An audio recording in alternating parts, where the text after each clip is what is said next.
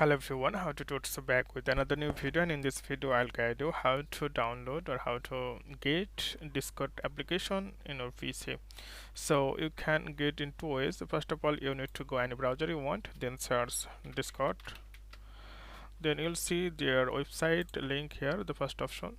Then you can see the download option. You can click on the download. Then download for Windows, okay, or Windows 10 or higher. So if you click here, then it start downloading.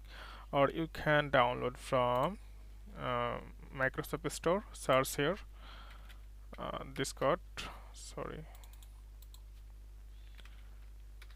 Discord. Then you will see here this one.